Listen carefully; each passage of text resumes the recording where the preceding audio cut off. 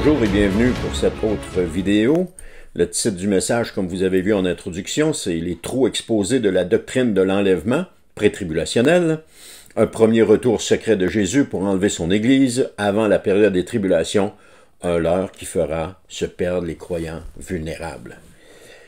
Les enseignants de la doctrine de l'enlèvement pré-tribulationnel affirment que l'enlèvement, supposé avant la période des tribulations, n'est vu que par l'Église et est donc invisible au monde alors que le second avènement est la manifestation visible de Christ sur la terre. Et pour cela, ils utilisent le passage d'Apocalypse 1,7 pour appuyer leur dire. Mais par contre, ils n'utilisent aucun passage pour appuyer la première partie de cet énoncé-là. Encore une fois, on est confronté à une affirmation sans aucun fondement. L'énoncé dit que l'enlèvement n'est vu que par l'Église et est donc invisible au monde.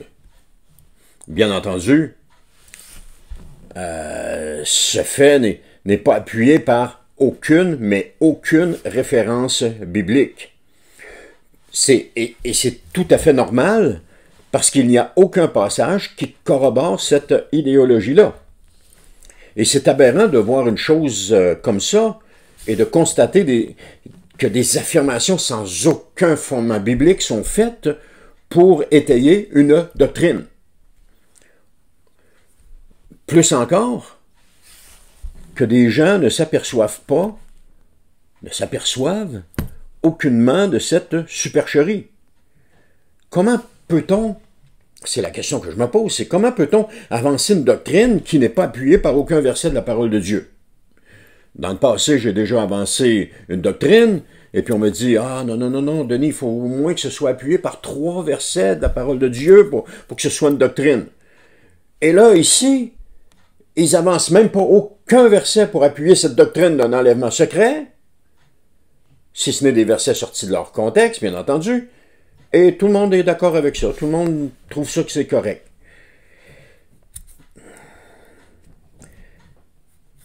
L'énoncé continue en disant que le second avènement est la manifestation du Christ sur la terre et ils appuient sur le passage d'Apocalypse 1,7 pour justifier leur point. Il y a quelque chose qui ne fonctionne pas dans ce passage, encore une fois. C'est qu'il n'y a pas de mention de 2 retours de Jésus.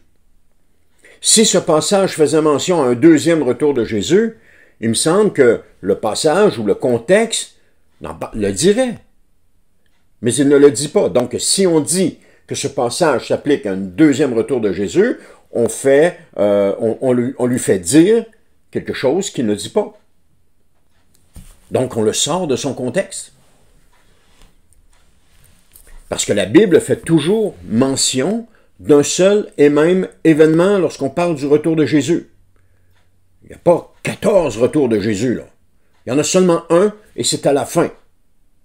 Après la période des tribulations. Il n'y en a pas avant. Il ne faut pas penser que Jésus va venir chercher explicitement son Église pour l'amener au ciel. C'est une fausse doctrine. C'est un leurre. On vous fait accroire quelque chose que la Bible ne soutient pas. Puis, une autre chose, les passages utilisés pour appuyer la doctrine de 2 retours, je l'ai dit tantôt, sont simplement sortis de leur contexte pour leur faire dire une chose qu'ils ne disent pas.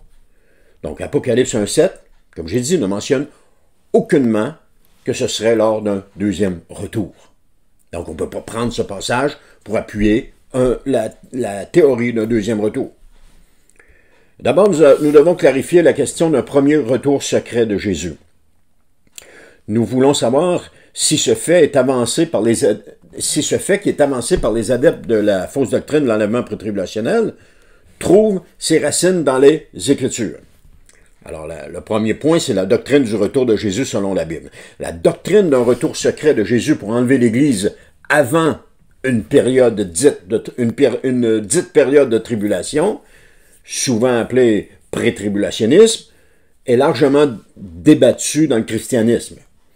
Mais cependant, un examen attentif des Écritures montre que cette idée n'est pas explicitement enseignée dans la Bible.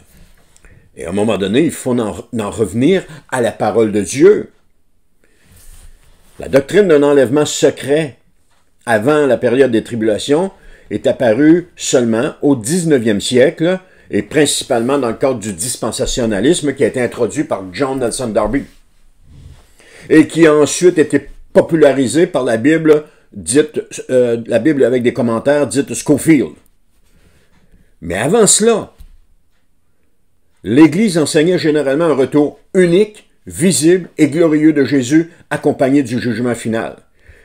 Parce que si ça avait été annoncé qu'il y avait un enlèvement de l'Église, eh bien les apôtres en auraient parlé dans les épîtres. Jésus en aurait parlé. Mais, ou même Jean, dans son Apocalypse, en aurait parlé. Mais c'est motus et bouche cousue, c'est silence. Il n'y a rien dans la parole de Dieu qui parle d'un enlèvement pré-tribulationnel. Alors, des passages qui sont utilisés pour appuyer cette théorie ne sont pas explicites, mais pas du tout, et ne font aucunement, et je répète, ne font aucunement, et j'insiste sur aucunement, allusion à un enlèvement secret avant la soi-disant période des tribulations. Par exemple, le passage d'un Thessaloniciens, chapitre 4, versets 16 à 17, qui est largement utilisé, nous dit, en effet, au signal donné, sitôt que la voix de l'archange et le son de la trompette divine retentiront, le Seigneur lui-même descendra du ciel, et ceux qui sont morts unis à Christ ressusciteront en premier lieu. Ensuite, nous qui serons restés en vie à ce moment-là, nous serons enlevés ensemble avec eux dans les nuées pour rencontrer le Seigneur dans les airs. Ainsi, nous serons pour toujours avec le Seigneur. Dans ce passage, l'apôtre Paul, ou dans le contexte de ce passage, l'apôtre Paul écrit pour rassurer les croyants de Thessalonique concernant les morts en Christ. Il affirme qu'ils partageront aussi la gloire de la résurrection. Et de plus, ce passage ne mentionne pas une séparation chronologique entre l'enlèvement et le retour de Jésus. Il décrit un événement unique où les croyants ressuscitent pour rencontrer le Seigneur dans les airs lors de son retour. Rien, mais rien, n'indique dans ce passage un retour secret avant la période des tribulations.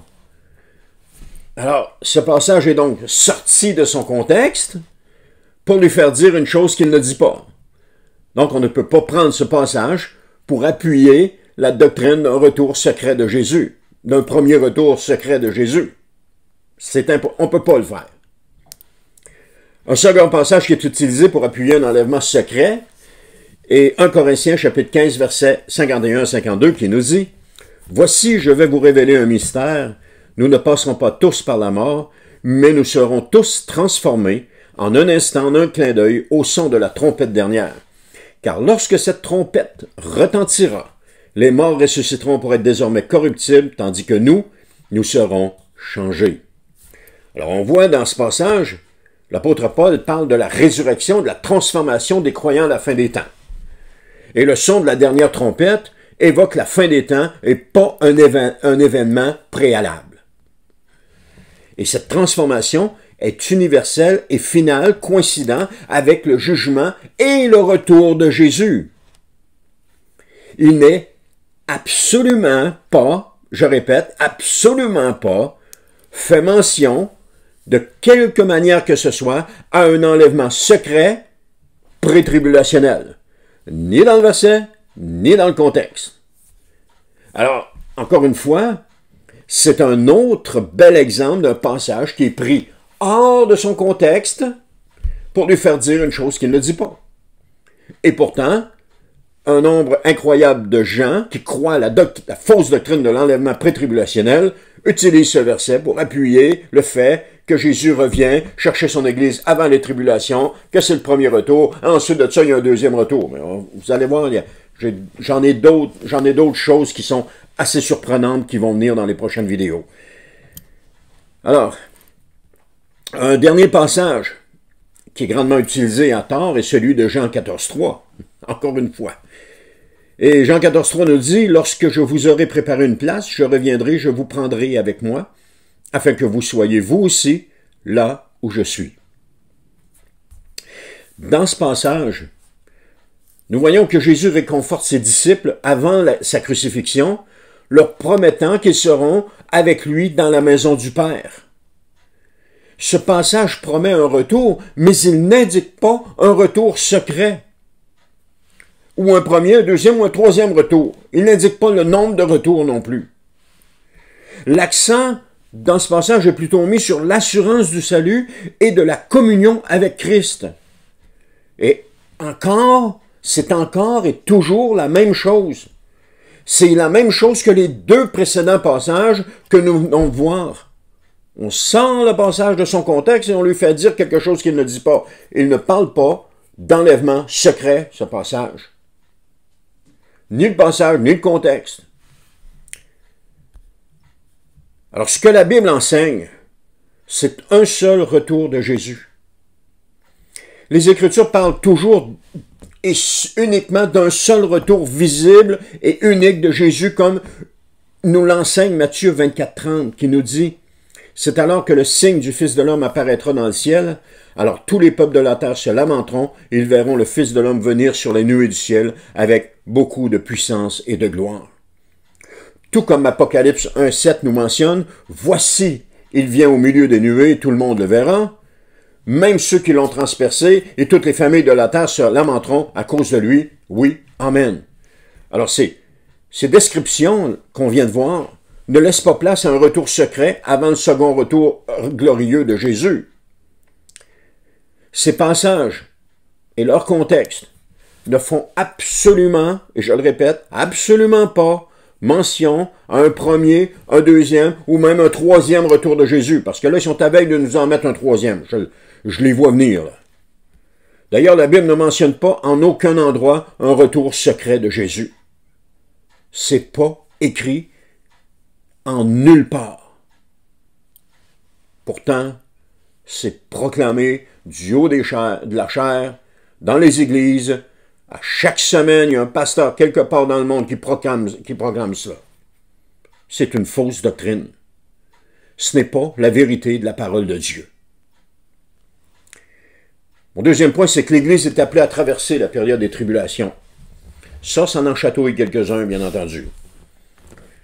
Parce qu'il est un fait incontestable et pleinement supporté par les Écritures, c'est que l'Église est appelée à traverser la période des tribulations. On vous a fait à croire qu'à partir du chapitre 4, parce que le mot « Église » n'est plus mentionné dans la Bible, que ça veut dire que l'Église est enlevée. On vous a fait à croire cela. Mais dans la Bible du Sommeur que j'utilise, il y a des expressions pour décrire l'Église, et celle-ci est « les membres du peuple saint ». Qui sont les membres du peuple saint? N'est-ce pas l'Église? Et cette phrase, cette courte expression revient à plusieurs endroits dans le livre de l'Apocalypse, nous indiquant que l'Église n'a pas été enlevée avant la période des tribulations. Donc on a avancé quelque chose qui n'était pas vrai. Et on en a fait une vérité biblique. C'est pas parce qu'on répète un mensonge souvent qu'il devient une vérité. Un mensonge est un mensonge, puis il reste un mensonge. Il ne deviendra jamais la vérité de la parole de Dieu. Alors, par exemple, Apocalypse 13:10, qui est au cœur de cette période, nous dit « Si quelqu'un doit aller en captivité, il ira certainement en captivité. Si quelqu'un doit périr par l'épée, il périra certainement par l'épée. Et c'est là que les membres du peuple saint doivent faire preuve d'endurance et de foi. » Pourquoi ils doivent faire preuve d'endurance et de foi? Parce qu'ils sont au cœur de cette période de tribulation et que le mal, le malin, s'acharne sur les croyants. Un autre passage qui nous dit ceci, c'est là que les membres du peuple saint, ceux qui obéissent au commandement de Dieu et vivent selon la foi en Jésus, doivent faire preuve d'endurance. C'est dans Apocalypse 14:12. Donc, affirmer que les croyants seraient enlevés avant la période des tribulations n'est pas seulement supporté par les Écritures, mais il est réfuté par celle-ci en plusieurs endroits. La Bible Louis II, pour les mêmes exemples, la Bible Louis II utilise le mot « saint » pour parler des croyants. Cependant, les tenants de la fausse doctrine, de l'enlèvement pré-tribulationnel, affirment que ce sont les gens qui ont été sauvés pendant la période des tribulations. Après que l'Église a été enlevée, ils se sont rendus compte que oh, on aurait dû travailler à notre salut pour être sûr pour être enlevé, mais malheureusement, on a usé de laxisme dans notre vie, on n'a pas été enlevé. Maintenant, on va se reprendre. Donc, ils ont une deuxième chance de se reprendre, les chanceux. C'est pas biblique, ça non plus. Ça n'a rien de biblique. C'est de la pure invention, c'est de la falsification, c'est rien d'autre que cela. Puis, encore une fois, c'est une préposition qui n'est pas soutenue d'aucune manière par les Écritures, de penser que l'Église sera enlevée par un premier retour de Jésus avant la période des tribulations ou avant la période des tribulations, c'est ça. Alors Jésus a clairement annoncé des tribulations pour ses disciples. Comme en fait foi Jean 16, 33, qui nous dit « Il fallait que je vous dise aussi cela, pour que vous trouviez la paix en moi. Dans le monde, vous aurez à souffrir bien des afflictions, mais courage, moi j'ai vaincu le monde. » Acte 14, 22 nous dit en substance, c'est Paul qui parle, c'est Luc qui écrit à propos de Paul, « Il fortifiait les disciples et les encourageait à demeurer fermes dans la foi. Car il leur disait-il, c'est au travers de beaucoup de souffrances qu'il nous faut entrer dans le royaume de Dieu. » Alors ainsi même, l'idée que les croyants seraient épargnés de la période des tribulations en étant enlevés lors d'un premier retour de Jésus, enlevés secrètement, contredit ces enseignements. Ça contredit les enseignements de la Bible. Pourquoi ce groupe devrait faire exception à ce que la Bible parle à propos des croyants? Et non seulement cela, d'être amené au ciel, je le répète, personne n'est monté au ciel, nous dit la parole. Je pense que je suis pas assez clair, il y en a qui me reprennent là-dessus. Là. Personne, et c'est Jésus lui-même qui le dit, personne n'est monté au ciel. Donc affirmer que l'Église s'en va au ciel avec le Seigneur Jésus, c'est une fausseté. C'est un mensonge, c'est une fausse doctrine, ce n'est pas soutenu par la parole de Dieu. Mon troisième point, c'est le jour du Seigneur est un événement unique. Jésus et Paul enseignaient le retour du Seigneur qui serait soudain et inéluctable. On voit ça dans Matthieu 24, 42 à 44, qui nous dit « Tenez-vous donc en éveil, puisque vous ignorez quel jour votre Seigneur viendra. Vous le savez bien, si le maître de la maison savait à quelle heure de la nuit le voleur doit venir, il resterait éveillé pour ne pas le laisser pénétrer dans sa maison. Pour cette même raison, vous aussi tenez-vous prêts, car c'est à un moment que vous n'auriez pas imaginé que le Fils de l'homme viendra. » L'apôtre Paul nous rapporte ce fait. Vous savez fort bien vous-même que le jour du Seigneur viendra de façon aussi inattendue qu'un voleur en pleine nuit. Lorsque les gens diront « paix et sécurité », alors la ruine fondra subitement sur eux comme les douleurs saisissent la femme enceinte et aucun n'échappera. Donc, rien n'indique dans la parole de Dieu une séparation entre un retour secret et un retour glorieux. D'ailleurs, rien ne mentionne un retour secret, si ce n'est un scénario digne d'Hollywood que les adeptes de l'enlèvement prétribulationnel aiment croire comme une vérité de la parole de Dieu. Malheureusement, c'est un leurre qui prendra au piège nombre de croyants vulnérables. Maintenant, les problèmes théologiques du prétribulationnisme. Cette doctrine d'un enlèvement secret de l'Église avant la période des tribulations rencontre certains problèmes théologiques. D'abord, la division artificielle du retour de Christ, c'est-à-dire mettre deux retours de Jésus, un secret et un visible. La Bible ne divise pas le retour de Jésus en deux phases distinctes, une secrète, une religieuse, une glorieuse.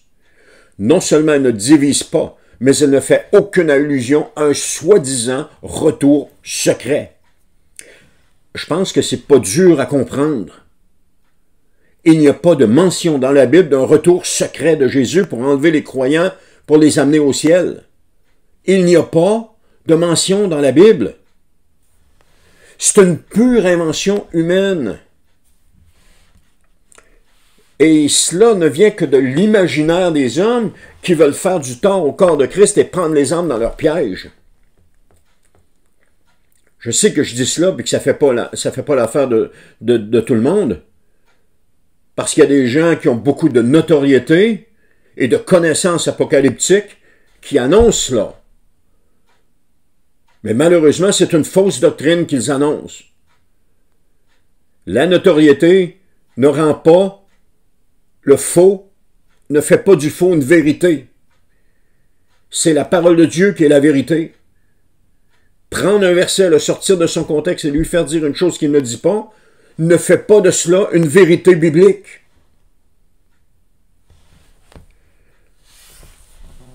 L'autre point, c'est la réduction de la souffrance chrétienne. L'idée d'un enlèvement avant les tribulations suggère que le croyant serait épargné de la souffrance, ce qui contredit, tenez-vous bien, l'expérience historique de l'Église persécutée.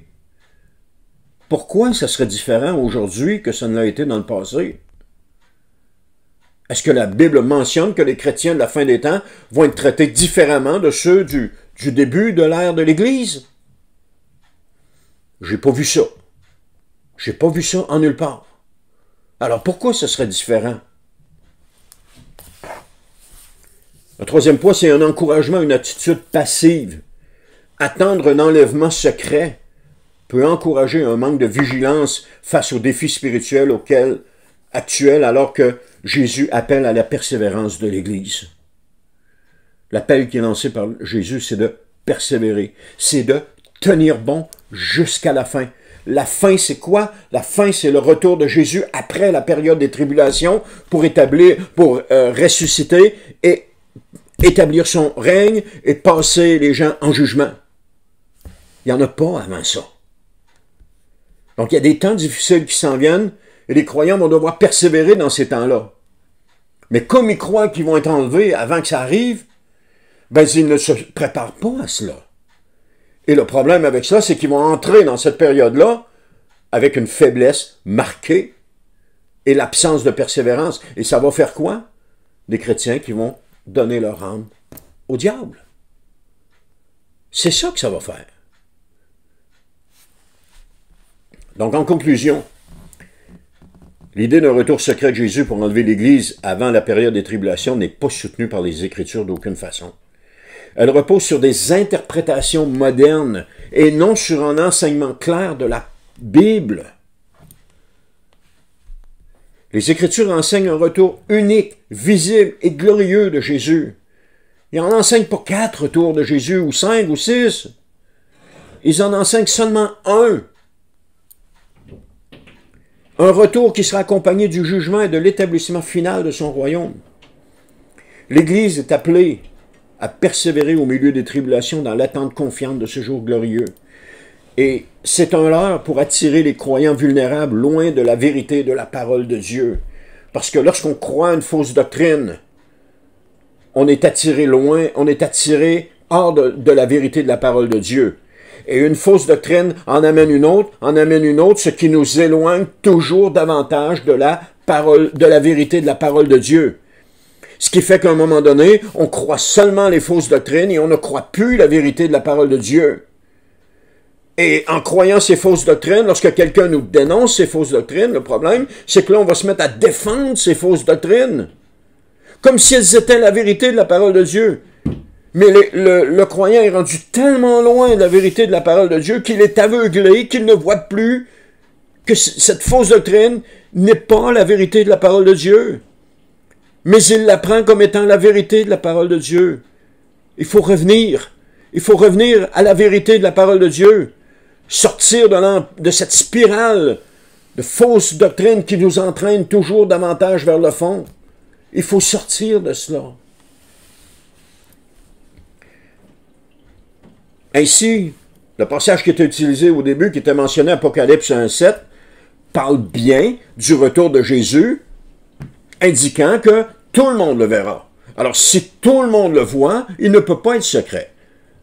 Alors, les tenants de la fausse doctrine de l'enlèvement pré-tribulationnel prétendent que Jésus va revenir une première fois en secret et ils sont incapables de soutenir concrètement cette idéologie par les Écritures, sauf s'ils prennent des versets qui les sortent de leur contexte pour leur faire dire quelque chose qu'ils ne disent pas. Donc, à juste titre, parce que la Bible ne parle aucunement d'un supposé enlèvement secret de l'Église. Faites vos recherches. Creusez. Vérifiez par vous-même. Et vous allez voir que la vérité va vous éclater aux yeux. Mais donnez-vous une chance d'aller voir. Ne réfutez pas la vérité de la parole de Dieu. Réfutez les fausses doctrines. Alors, merci d'avoir été à l'écoute. J'espère que je n'ai pas été trop intense, mais c'est quelque chose qui me fait mal de voir que les chrétiens s'éloignent de la vérité de la parole de Dieu et qui croient ces fausses doctrines. Et non seulement ils les croient, mais ils les défendent.